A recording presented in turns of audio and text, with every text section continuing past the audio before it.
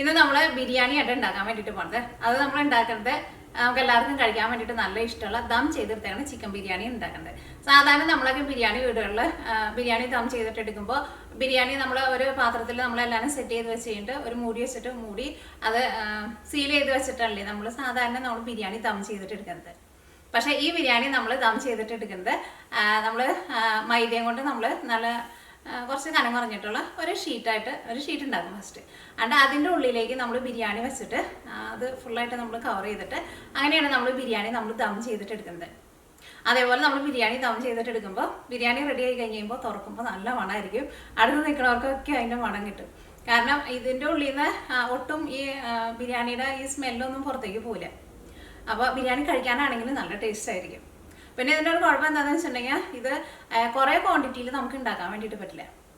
കാരണം ഇത് നമുക്ക് ബിരിയാണി ഒന്ന് റെഡി ആയി കഴിഞ്ഞ് കഴിയുമ്പോൾ ഇതിങ്ങനെ വലിയൊരു അപ്പം പോലെ ഇരിക്കുക. അത് നമ്മളിങ്ങനെ തിരിച്ചിടണം. അപ്പോൾ ഭയങ്കര ഹെവി ഒക്കെ ആണെന്ന് വെച്ചിട്ടുണ്ടെങ്കിൽ നമുക്കത് തിരിച്ചിടാൻ വേണ്ടിയിട്ട് പാടായിരിക്കും. അപ്പോൾ ഒരു വീട്ടിലുള്ളവർക്ക് ഒരു 5-6 പേർക്ക് ഈ ബിരിയാണി നല്ല ഈസി ആയിട്ട് റെഡി ആക്കിയിട്ട് എടുക്കുക. കഴിക്കാനാണെന്ന് വെച്ചിട്ടുണ്ടെങ്കിൽ നല്ല ടേസ്റ്റ് ആയിരിക്കും. അപ്പോൾ ഞാൻ ഈ ലാസ്റ്റ് വീക്കെൻഡ് വ്ളോഗിൽ ഞാൻ ഈ ബിരിയാണി ട്രൈ ചെയ്യുന്ന ഒരു വീഡിയോ ആയിരുന്നു നമ്മൾ ലാസ്റ്റ് വീക്കെൻഡ് വ്ളോഗിൽ ചെയ്തിട്ടുണ്ടായിരുന്നത്. അതിനകത്ത് അത്രയ്ക്ക് ശരിയായിട്ടുണ്ടായിരുന്നില്ല. അതിനകത്ത് കാണാനൊന്നും അത്രയ്ക്ക് ഭംഗിയുണ്ടായിരുന്നില്ല. അത് കരിഞ്ഞൊക്കെ പോയിട്ടുണ്ടായിരുന്നു. പക്ഷേ ഇന്ന് നമ്മൾ ഉണ്ടാക്കുന്ന ബിരിയാണി നല്ല സൂപ്പറായിട്ടാണ് നമ്മൾ ഉണ്ടാക്കാൻ വേണ്ടിയിട്ട് പോകുന്നത്. അപ്പോൾ നിങ്ങളെല്ലാവരും ട്രൈ ചെയ്ത് നോക്കിയിട്ട് ഫീഡ്ബാക്ക് പറയാൻ വേണ്ടിയിട്ട് മറക്കരുത്. അപ്പോൾ ഈ നമുക്കൊട്ട് സമയങ്ങൾ തന്നെ അവിടെ ബിരിയാണി നമുക്ക് റെഡിയാക്കിയിട്ട് എടുക്കാം. അപ്പോൾ ഈ നമുക്ക് ബിരിയാണി റെഡിയാക്കാൻ വേണ്ടിയിട്ട് ഫസ്റ്റ് നമുക്ക് അരി വേവിക്കാൻ വേണ്ടിയിട്ട് വെക്കാം. അപ്പോൾ ഞാനിവിടെ എടുത്തേക്കുന്നത് കൈമ റൈസാണ് എടുത്തേക്കുന്നത്. നമ്മുടെ നാട്ടിലെ ജീരക റൈസ് ഉണ്ടല്ലോ, ഒരു കുഞ്ഞ റൈസ്, ആ റൈസാണ് എടുത്തേക്കുന്നത്. അല്ലെങ്കിൽ ബസ്മതി റൈസ്, ഏത് റൈസ് ആയിരുന്നാലും കുഴപ്പമില്ല. ബസ്മതി റൈസ് ആയിരുന്നാലും ഈ കൈമ റൈസ് ആയിരുന്നാലും ഇതേപോലെ തന്നെ വേവിച്ചിട്ട് എടുത്താൽ മതി. അപ്പോൾ ഞാനിവിടെ 2 ഗ്ലാസ് അരിയാണ് എടുത്തേക്കുന്നത്. അപ്പോൾ ആ സെയിം ഗ്ലാസ്സിൽ തന്നെ 3 ഗ്ലാസ് വെള്ളം എടുക്കുക. ഒരു ഗ്ലാസ്സിന് 1.5 ഗ്ലാസ് വെള്ളം വെച്ചിട്ട് നമുക്ക് മുഴുവനായിട്ടുള്ള മസാലകൾ ചേർക്കാം.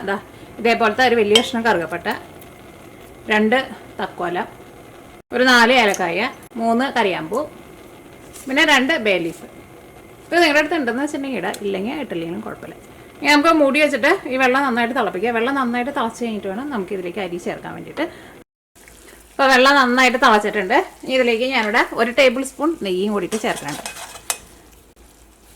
അപ്പോൾ നമ്മുടെ അരി വെന്ത് കഴിഞ്ഞ് കഴിയുമ്പോൾ നല്ല സോഫ്റ്റായിട്ടിരിക്കും. പിന്നെ അരി ഒന്നും ഒട്ടിപ്പിടിക്കുകയും ചെയ്യില്ല.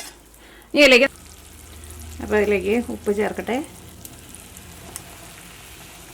ഇനി ഞാനിതിലേക്ക് 1 ടേബിൾ സ്പൂൺ റോസ് വാട്ടറും കൂടിയിട്ട് ചേർക്കുന്നുണ്ട്. അല്ലെങ്കിൽ ഈ കേവര വാട്ടർ എന്ന് പറഞ്ഞിട്ട് നമുക്ക് കടയിൽ നിന്ന് വാങ്ങാൻ വേണ്ടിയിട്ട് കിട്ടില്ലേ, അതുണ്ടെന്ന് വെച്ചിട്ടുണ്ടെങ്കിൽ അത് ചേർക്കുക, അല്ലെങ്കിൽ റോസ് വാട്ടർ ചേർക്കുക. അത് ചേർത്തിട്ടുണ്ടെന്ന് വെച്ചിട്ടുണ്ടെങ്കിൽ നമ്മുടെ റൈസിന് കുറച്ചുകൂടി നല്ലൊരു സ്മെല്ലൊക്കെ കിട്ടും. അപ്പോൾ അതുണ്ടെന്ന് വെച്ചിട്ടുണ്ടെങ്കിൽ നിങ്ങൾ ചേർക്കുക. ഞാനിതിലേക്ക് 1 ടേബിൾ സ്പൂൺ റോസ് വാട്ടറാണ് ചേർക്കുന്നത്. ഇതിലേക്ക് അരി ചേർക്കുക. അപ്പോൾ ഞാൻ ഒരു ഗ്ലാസ്സിൽ 2 ഗ്ലാസ് അരിയാണ് എടുത്തത്. അപ്പോൾ ആ സെയിം ഗ്ലാസ്സിൽ തന്നെയാണ് നമ്മൾ 3 ഗ്ലാസ് വെള്ളം ചേർത്തത്. ഇനി മൂടി വയ്ക്കുക. ഇനി അരി ചേർത്ത് കഴിഞ്ഞിട്ട് വെള്ളം നന്നായിട്ട് തിളച്ച് കഴിഞ്ഞിട്ട് പിന്നെ തീ എന്തോരം കുറച്ച് വെക്കാമോ അത്രയ്ക്ക് കുറച്ചിട്ട് വേണം വെക്കാൻ വേണ്ടിയിട്ട്. എന്നാൽ മാത്രമേ നമ്മൾ ഇത്രയ്ക്ക് വെള്ളം ഒഴിച്ചിട്ട് ഉണ്ടെന്ന് വെച്ചിട്ടുണ്ടെങ്കിൽ നമ്മുടെ അരി വെന്ത് കിട്ടുള്ളൂ. തീ അങ്ങനെ കൂട്ടി വെച്ചിട്ടുണ്ടെങ്കിൽ വെള്ളം പെട്ടെന്നാണ്ട് വറ്റിപ്പോവും, നമ്മുടെ ചോറ് നമുക്ക് ശരിക്കും വെന്ത് കിട്ടില്ല കേട്ടോ. അപ്പോൾ നിങ്ങളുടെ അടുപ്പിൽ ഏറ്റവും ചെറിയ അടുപ്പ് ഏതാണെന്ന് വെച്ചിട്ടുണ്ടെങ്കിൽ തീ നന്നായിട്ട് കുറച്ചിട്ട് വയ്ക്കുമ്പോൾ ആ അടുപ്പിലേക്ക് വെക്കണം കേട്ടോ. അപ്പോൾ ഒരു ചെറിയ തീയിലിരുന്നിട്ട് ആവിയിൽ വെന്ത് വരണ പോലെ നമ്മുടെ ചോറ് വെന്ത് വരണം. തീ കൂട്ടി വയ്ക്കരുത്, പ്രത്യേകം ശ്രദ്ധിക്കുക. അപ്പോൾ നമ്മുടെ റൈസ് വേവണ നേരം കൊണ്ട് നമുക്ക് ബിരിയാണിയിലേക്കുള്ള ചിക്കൻ കറി റെഡിയാക്കാം. അപ്പോൾ അതിന് വേണ്ടിയിട്ട് നമ്മുടെ പാൻ നന്നായിട്ട് ചൂടായിട്ടുണ്ട്. ഇതിലേക്ക് ആവശ്യത്തിന് ഓയിൽ ചേർക്കുക. ഞാനിവിടെ വെളിച്ചെണ്ണയാണ് ചേർക്കുന്നത്. അല്ലെങ്കിൽ നിങ്ങൾ സാധാരണ കറിക്ക് ഉപയോഗിക്കുന്ന ഏത് ടൈപ്പ് ഓയിലായിരുന്നാലും കുഴപ്പമില്ല. അപ്പോൾ ഞാനിവിടെ 750 ഗ്രാം 3/4 കിലോ ചിക്കനാണ് എടുത്തേക്കുന്നത്. അപ്പോൾ നമ്മൾ 2 ഗ്ലാസ് അരിയാണല്ലോ എടുത്തേക്കുന്നത്. അപ്പോൾ 750 ഗ്രാം അല്ലെങ്കിൽ 1 കിലോ ചിക്കൻ നമുക്ക് മതിയാവും. 1 കിലോ ചിക്കൻ ആണെങ്കിലും നിങ്ങൾ ഈ സെയിം മസാല തന്നെ ചേർത്താൽ മതി. പിന്നെ നിങ്ങൾക്ക് എരിവ് കൂടുതൽ വേണമെന്ന് വെച്ചിട്ടുണ്ടെങ്കിൽ അതനുസരിച്ചിട്ട് കുറച്ച് എരിവ് കൂടുതൽ ചേർത്താൽ മതി. അപ്പോൾ വെളിച്ചെണ്ണ നന്നായിട്ട് ചൂടായിട്ടുണ്ട്. അപ്പോൾ ഞാനിവിടെ നോക്കിക്കേ, ഒരു 8 വലിയ വെളുത്തുള്ളി നല്ല പൊടിയായിട്ട് കട്ട് ചെയ്തിട്ട് എടുത്തിട്ടുണ്ട്. അതേപോലെ തന്നെ ഒരു വലിയ കഷ്ണം ഇഞ്ചി, അത് നല്ല ചെറുതായിട്ടാണ് കട്ട് ചെയ്തിട്ട് എടുത്തേക്കുന്നത്. ചതച്ചിട്ട് അല്ലെങ്കിൽ പേസ്റ്റ് പോലെയല്ല കേട്ടോ എടുത്തേക്കുന്നത്. പിന്നെ പച്ചമുളക് നിങ്ങളുടെ എരിവിനനുസരിച്ചിട്ട് ചേർക്കാം. പിന്നെ ഞാനിവിടെ ഒരു വലിയൊരു സവോള, അത് ഞാനിവിടെ ഇതേപോലെ ഇങ്ങനെ കുറച്ച് ചെറുതായിട്ട് കട്ട് ചെയ്തിട്ട് എടുത്തിട്ടുണ്ട്. അപ്പോൾ ഫസ്റ്റ് നമുക്ക് ഈ വെളിച്ചെണ്ണയിലേക്ക് ഇഞ്ചിയും വെളുത്തുള്ളിയും ചേർക്കാം. ഇതിലേക്ക് പച്ചമുളകും ചേർക്കാം. സവാള ഇപ്പോൾ ചേർക്കണ്ട കേട്ടോ. ഇത് ഒന്ന് ചെറുതായിട്ടൊന്ന് കളർ മാറി തുടങ്ങുമ്പോൾ നമുക്ക് സവാള ചേർക്കാം. അതേ പിന്നെ ഈ സവാളയുടെ ഉള്ളിൽ നന്നായിട്ട് വെള്ളം ഉണ്ടാവില്ല. ആ വെള്ളം കൊണ്ട് നമുക്ക് ഇഞ്ചി വെളുത്തുള്ളിയും ശരിക്കാണ്ട് മുരിഞ്ഞ് കിട്ടില്ല. അപ്പോൾ നോക്കിയാൽ ഞാനിവിടെ ചോറ് നന്നായിട്ട് തീ കുറച്ചിട്ട് നോക്കിയാൽ തീ നമുക്ക് കാണാൻ വേണ്ടിയിട്ട് പറ്റില്ല. അത്രയ്ക്ക് ചെറിയ ഏറ്റവും ലോ ഫ്ലെയിമിലായിട്ട് വെച്ചേക്കുന്നത്. നമ്മുടെ ചോറ് അവിടെ ഇരുന്നിട്ട് വേവട്ടെ. അപ്പോൾ നമ്മുടെ വെളുത്തുള്ളിയും ഇഞ്ചിയും ചെറുതായിട്ടൊന്ന് കളർ മാറിയിട്ടുണ്ട്. നന്നായിട്ടൊന്ന് മുരിയാൻ വേണ്ടിയിട്ട് നിൽക്കണ്ട. ഇനി ഇതിലേക്ക് സവാള ചേർക്കാം. അത് നിങ്ങൾ പേടിക്കേണ്ട ആവശ്യമില്ല. ഇനിയിപ്പോൾ ഈ സവാളയുടെ ഉള്ളിൽ നന്നായിട്ട് വെള്ളം ഉണ്ടല്ലോ. അപ്പോൾ അതുകൊണ്ട് തന്നെ നമ്മുടെ ഇഞ്ചിയും വെളുത്തുള്ളിയും ഇനി അത് അങ്ങോട്ട് കരിഞ്ഞ് അങ്ങോട്ട് പെട്ടെന്ന് അങ്ങോട്ട് എന്താ പറയുക നന്നായിട്ട് അങ്ങോട്ട് കളർ മാറില്ല. ഇനി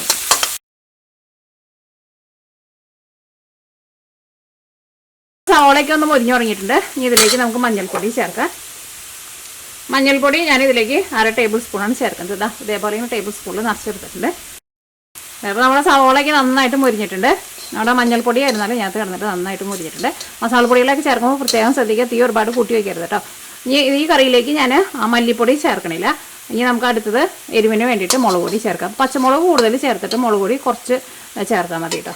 അപ്പോൾ മുളക് പൊടി ഞാനിതിലേക്ക് 1/2 ടേബിൾ സ്പൂണാണ് ചേർക്കുന്നത്. തീ നന്നായിട്ട് കുറച്ച് വയ്ക്കുക. കാരണം സവാളയൊക്കെ നന്നായിട്ട് മുരിഞ്ഞിരിക്കുന്നത് കൊണ്ട് തന്നെ ഇനി സവാളയുടെ ഉള്ളിൽ വെള്ളമൊന്നുമില്ല. അപ്പോൾ അതുകൊണ്ട് തന്നെ മസാലപ്പൊടികളൊക്കെ ഇട്ടിട്ടുണ്ടെങ്കിൽ പെട്ടെന്ന് അങ്ങോട്ട് മുരിയും കേട്ടോ. അപ്പോൾ ഞാനിവിടെ ലോ ഫ്ലെയിമിലാണ് വെച്ചേക്കുന്നത്. അപ്പോൾ നമ്മുടെ മുളക് പൊടി നന്നായിട്ട് മുരിഞ്ഞിട്ടുണ്ട്. ഈ പുളിക്ക് വേണ്ടിയിട്ട് ഒരു തക്കാളിയും കൂടിയിട്ട് ചേർക്കുന്നുണ്ട്. ഈ കറിയിലേക്ക് നമ്മൾ ലാസ്റ്റ് കുറച്ച് തൈരും ചേർക്കുന്നുണ്ട്. അപ്പോൾ നിങ്ങൾ തക്കാളി അതനുസരിച്ചിട്ട് ചേർക്കാം.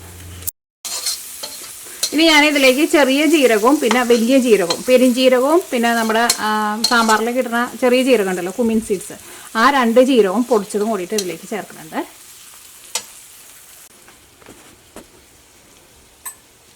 അപ്പോൾ ഇത് വലിയ ജീരകം പൊടിച്ചത് തുറന്നപ്പോൾ തന്നെ നല്ല മണം വരുന്നുണ്ട്. അപ്പോൾ ഞാനിതിലേക്ക് ഇത്രയ്ക്കാണ് ചേർക്കുന്നത്. 3/4 ടേബിൾ സ്പൂൺ. അതേപോലെ തന്നെ ചെറിയ ജീരകം പൊടിച്ചത്. ജീരകം പൊടിക്കുമ്പോൾ ഒന്ന് നന്നായിട്ടൊന്ന് ചൂടാക്കിയിട്ട് പൊടിച്ചിട്ടെടുത്താൽ മതി. അപ്പോൾ നല്ല സ്മെല്ലായിരിക്കും. അത് ഞാനിതിലേക്ക് 1/2 ടേബിൾ സ്പൂൺ. ഇനി ലോ ഫ്ലെയിമിൽ തന്നെ വെച്ചിട്ട് നമുക്ക് മൂടി വയ്ക്കാം. തക്കാളി നന്നായിട്ടൊന്ന് വെന്ത് ഉടഞ്ഞ് കഴിയുമ്പോൾ നമുക്ക് ഇതിലേക്ക് ചിക്കൻ ചേർക്കാം. ഈ ഒരുപാട് കൂട്ടി വയ്ക്കരുത്, പ്രത്യേകം ശ്രദ്ധിക്കുക. കാരണം ഇതിനകത്ത് തക്കാളി നമ്മൾ വളരെ കുറച്ച് ചേർത്തിട്ടുള്ളൂ. പിന്നെ മസാലകളെല്ലാം നന്നായിട്ട് മുരിഞ്ഞിരിക്കുകയാണ്. അത് നോക്കിയേ, നമ്മുടെ തക്കാളിക്ക് നന്നായിട്ട് വെന്ത് ഉടഞ്ഞിട്ടുണ്ട്. തക്കാളി ചേർത്ത് കഴിഞ്ഞിട്ട് മൂടി വയ്ക്കുമ്പോൾ ലോ ഫ്ലെയിമിൽ വെക്കണം. ഇനി ഇതിലേക്ക് ഞാനിവിടെ 3/4 കിലോ ചിക്കനാണ് ചേർക്കുന്നത്. അല്ലെങ്കിൽ നിങ്ങൾക്ക് 1 കിലോ ചിക്കൻ വരെ ചേർക്കട്ടോ, ഈ സെയിം മസാലയിലേക്ക് തന്നെ. അപ്പോൾ ഇതൊരു 800 ഗ്രാം ഉണ്ട് ചിക്കൻ. ഇതിലേക്ക് കുറച്ച് മല്ലിയില ചേർക്കാം. ഇതിലേക്ക് ഗരം മസാലയും ചേർക്കാം. ഗരം മസാല ഞാനിതിലേക്ക് 3/4 ടേബിൾ സ്പൂണാണ് ചേർക്കുന്നത്. അപ്പോൾ നിങ്ങളൊരു ഏകദേശം അളവിൽ ഫസ്റ്റ് ചേർക്കുക. അത് കഴിഞ്ഞിട്ട് നമ്മുടെ കറി റെഡി ആയി കഴിഞ്ഞ് കഴിയുമ്പോൾ നിങ്ങൾ ടേസ്റ്റ് നോക്കാം. അപ്പോൾ ഗരം മസാല കുറച്ചുകൂടി വേണമെന്ന് വെച്ചിട്ടുണ്ടെങ്കിൽ ലാസ്റ്റ് ചേർത്താലും കുഴപ്പമില്ല. കാരണം നമ്മൾ പലരും എടുക്കണ ഗരം മസാലയ്ക്ക് ചെറുതായിട്ട് വ്യത്യാസം ഉണ്ടാവുമല്ലോ. പിന്നെ ഗരം മസാല ലാസ്റ്റ് ചേർത്താലും കുഴപ്പമൊന്നുമില്ല, അതിനൊരു പച്ച ടേസ്റ്റൊന്നുമില്ല. ഇനി ഒരു മീഡിയം ഫ്ലെയിമിൽ മൂടി വയ്ക്കാം. ഇടയ്ക്കൊന്ന് ഇളക്കിയിട്ട് കൊടുക്കാം. ഇതൊരു 3/4 ഭാഗം റെഡി ആയി കഴിഞ്ഞ് കഴിയുമ്പോൾ നമുക്കിതിലേക്ക് കുറച്ച് തൈരും കൂടിയിട്ട് ചേർക്കാം. അപ്പോൾ ഇനി നമ്മുടെ ചോറ് എന്തായി നോട്ടെ. ചോറ് ഞാനിവിടെ ഇപ്പോൾ റെഡിയാക്കാൻ വേണ്ടിയിട്ട് വെച്ചിട്ട് ഒരു 20 മിനിറ്റ് ആയിട്ടുണ്ട്. ചോറിൻ്റെ ഉള്ളിൽ നന്നായിട്ട് ആവിയൊക്കെ വരുന്നുണ്ട്. അപ്പോൾ നമ്മുടെ റൈസ് നന്നായിട്ട് വെന്തിട്ടുണ്ട്. ഒട്ടും വെന്ത് കുഴഞ്ഞു പോയിട്ടില്ല. ഇതേപോലെ വേണം റൈസ് വേവിച്ചിട്ട് എടുക്കാൻ വേണ്ടിയിട്ട്. അത്രയ്ക്ക് വെള്ളം ഒഴിച്ചിട്ട് ആവിയിൽ വെച്ചിട്ട് ലോ ഫ്ലെയിമിൽ വെക്കുമ്പോൾ അത് ആവിയിൽ ഇരുന്നിട്ട് വെന്ത് വരും. ഇനി നമുക്ക് തീ ഓഫ് ചെയ്യാം. ഇത് തുറന്ന് വെക്കേണ്ട, മൂടി തന്നെ വെക്കാം നമുക്ക്. അങ്ങനെ തന്നെ ഇരിക്കട്ടെ. അവിടെ ഒന്ന് ഇളക്കിയിട്ട് കൊടുത്തിട്ട് ഇതേപോലെ മൂടി വെച്ചാൽ മതി. കാരണം ചിലപ്പോൾ ആ മുകളിലെ ചോറ് ചിലപ്പോൾ ശരിക്കാണ്ട് വെന്തിട്ടുണ്ടാവില്ല. വെന്തിട്ടുണ്ടാവും, പക്ഷേ അത്രയ്ക്ക് അങ്ങോട്ട് മറ്റേ അടിയിൽ കിടക്കുന്ന അരിയുടെ അത്രയ്ക്കാണ് സോഫ്റ്റ് ആയിട്ടുണ്ടാവില്ല. അപ്പോൾ ഒന്ന് ഇളക്കിയിട്ട് ഇതേപോലെ അങ്ങനെ മൂടി വയ്ക്കാം. ഇനി അടുത്തത് നമ്മുടെ ചിക്കൻ കറി റെഡി ആകുമ്പോഴേക്കും നമുക്ക് ബിരിയാണിയിലേക്ക് കുറച്ച് സവോളയൊക്കെ വറുത്തെടുക്കണമല്ലോ. അപ്പോൾ അത് നമുക്ക് വറുത്ത് റെഡിയാക്കിയിട്ട് വയ്ക്കാം. അപ്പോൾ അത് വറുത്തെടുക്കാൻ വേണ്ടിയിട്ട് ആവശ്യത്തിന് ഓയിൽ ഒഴിക്കുക. കുറച്ച് ഉണക്കമുന്തിരി ചേർക്കണുണ്ട് ബിരിയാണിയിലേക്ക്. ഉണക്കമുന്തിരി അല്ലെങ്കിൽ കിസ്മിസാണ്, നിങ്ങൾക്ക് ഇഷ്ടമുള്ളതൊക്കെ നിങ്ങൾക്ക് ചേർക്കാം. മറ്റേതിന് കുറച്ച് ചെറുതായിട്ടൊരു പുളിരസം ഉണ്ടാവും. ഇനി ഞാൻ കുറച്ച് ബദാമും കൂടിയിട്ട് വറുത്തെടുക്കുന്നുണ്ട്. അപ്പോൾ നിങ്ങളുടെ അടുത്ത് കശുവണ്ടി ഉണ്ടെന്ന് വെച്ചിട്ടുണ്ടെങ്കിൽ കശുവണ്ടി ചേർക്കാം. എൻ്റെ അടുത്ത് കശുവണ്ടി ഇല്ല കേട്ടോ. അപ്പോൾ അതുകൊണ്ട് ഞാൻ ബദാം ചേർക്കാം. എനിക്ക് കശുവണ്ടി തന്നെയാണ് ഇഷ്ടം.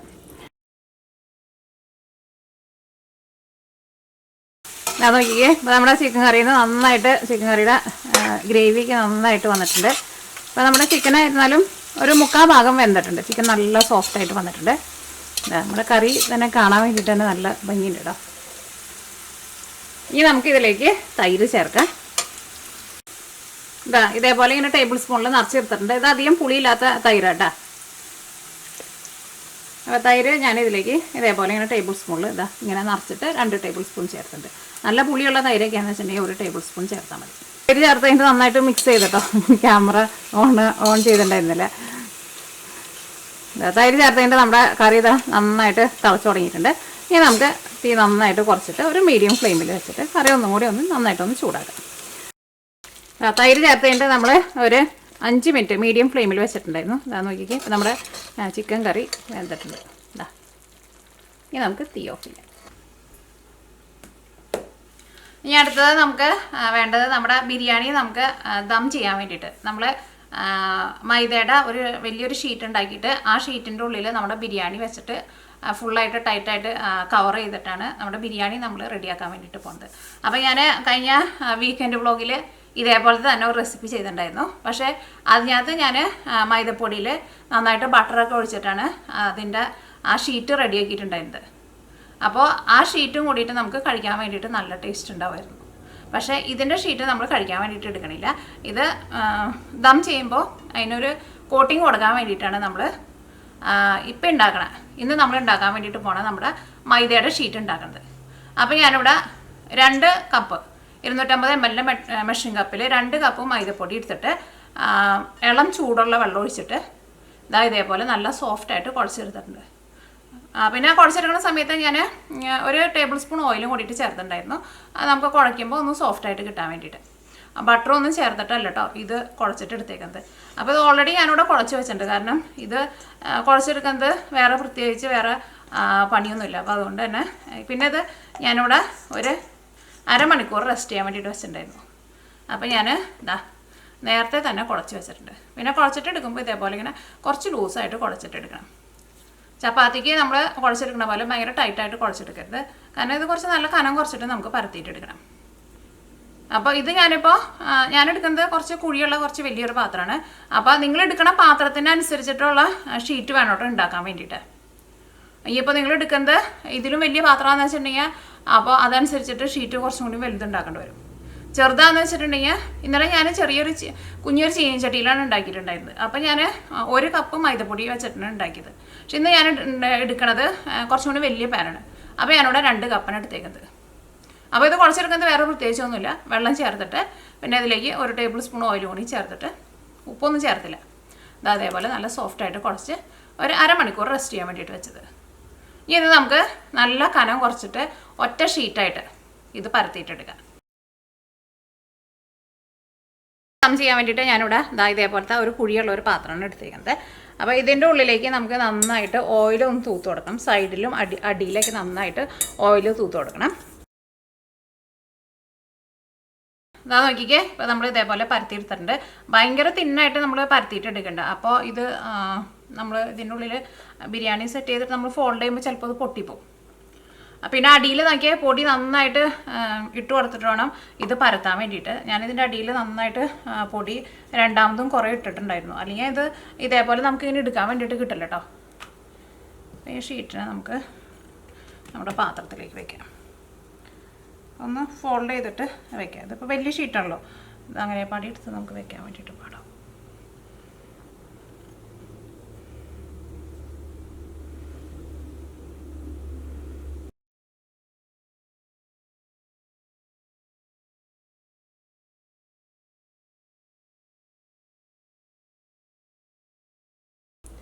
അപ്പോൾ നമ്മുടെ റൈസ് ഇട്ട് കൊടുക്കുക.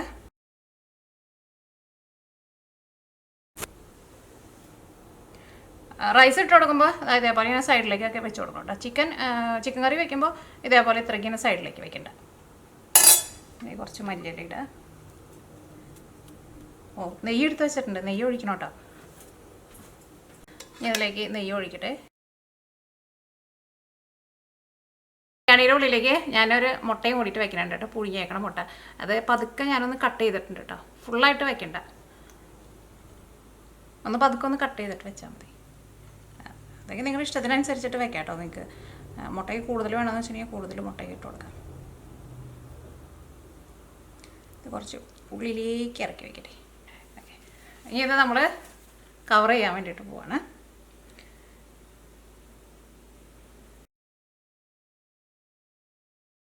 ഇതിൽ വന്നത് കുറച്ച് ഇതാ ഞാൻ ഇത് മാറ്റണുണ്ട് കേട്ടോ. നമുക്ക് ഇത്രയ്ക്ക് അങ്ങോട്ട് ആവശ്യമില്ല.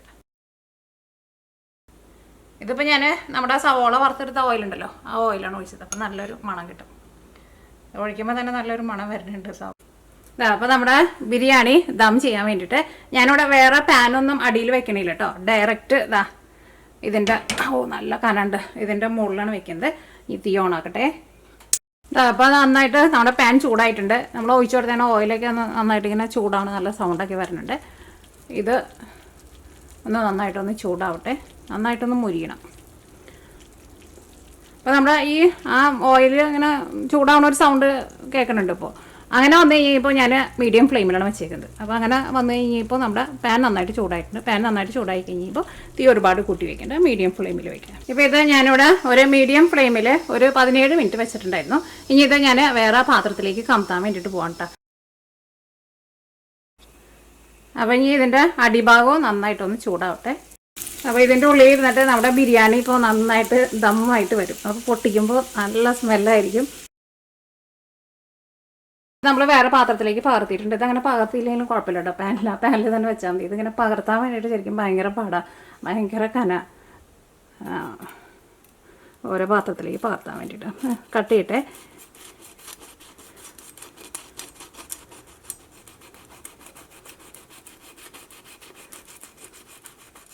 നമ്മൾ ഈ മുകളിൽ ഇത് മാത്രം അങ്ങോട്ട് കട്ട് ചെയ്യണുള്ളൂ കേട്ടോ. അപ്പോൾ നമ്മൾ ഇതാ കട്ട് ചെയ്തിട്ടുണ്ട്. തുറന്ന് നോക്കാം, നല്ല മണമൊക്കെ വരുന്നുണ്ട്.